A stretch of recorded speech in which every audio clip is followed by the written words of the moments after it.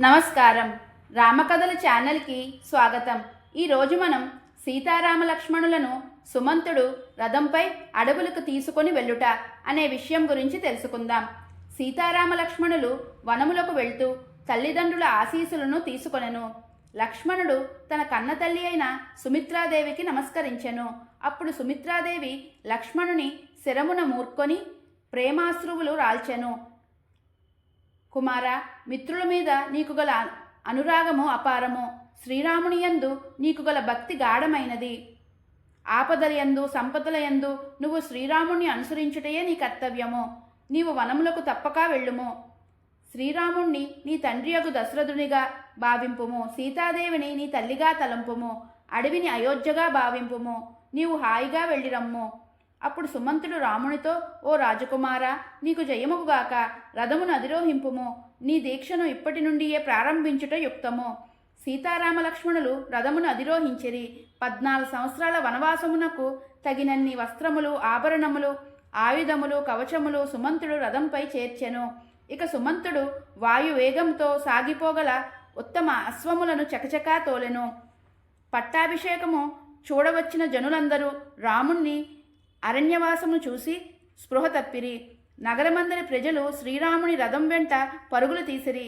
కొందరు శ్రీరాముని రథమునకు ఇరుప్రక్కలను వెనుక భాగమున వేలాడసాగిరి. వారు బిగ్గరగా, సుమంత్ర, రథమును నెమ్మదిగా పోనిమ్ము. కనులారా రాముణ్ణి దర్శింతుము. మరలా దర్శన భాగ్యం మాకు ఎప్పుడు కలుగునో. అయ్యో, కౌసల్యాదేవికి ఎంత కష్టం వచ్చిందో అని పౌరులు పలుకుచు రాముణ్ణి అనుసరించుచునే ఉండిరి. కాని వారి తమ దుఃఖాశ్రువులను మాత్రము ఆపుకోలేకపోయిరి. అంతట దశరథుడు, నా కన్నతండ్రి రాముణ్ణి చూచెదను అని భవనం నుండి బయటికి వచ్చెను. ఇది గమనించిన రాముడు, రథమును త్వరగా నడుపుము అని సుమంత్రుణ్ణి తొందరపెట్టెను. ప్రజలందరూ రాముని వనవాసమునకు మిక్కిలి పరితాపము లోనైరి.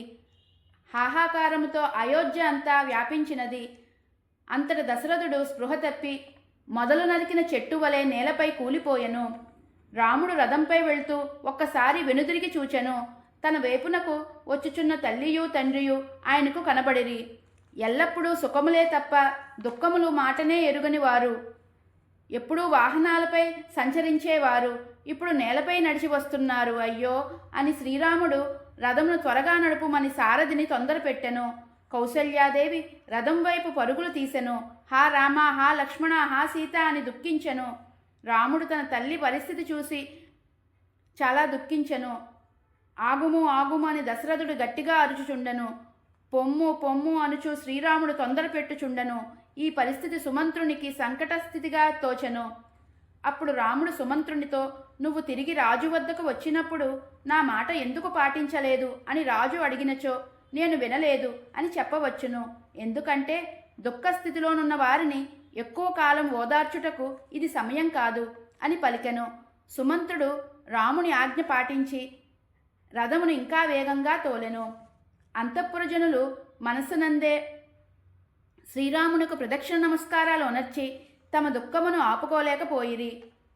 కర్తవ్యము తెలిసిన మంత్రులు దశరథునితో, మహారాజా, ఆత్మీయులు తిరిగి మనల్ని చేరాలని కోరుకుంటాము. అట్టి వారిని ఎక్కువ దూరం అనుసరింపతగదు కదా అని చెప్పాను. అప్పుడు దశరథుడు శరీరము చెమర్చి ఉండెను. అతని శరీరమంతయు మిక్కిలి వాడిపోయి ఉండెను. పరిస్థితి బట్టి మంత్రుల మాటలను విని అత్యంత దీనావస్థలోనున్న ఆ మహారాజు రాణులతో కూడి తన పుత్రుని వైపే చూచుచు అచ్చటనే నిలబడిపోయెను. ఇది ఈరోజు కథ. తదుపరి భాగంలో మరో అందమైన సంఘటనను తెలుసుకుందాం. ధన్యవాదములు. జై శ్రీరామ్.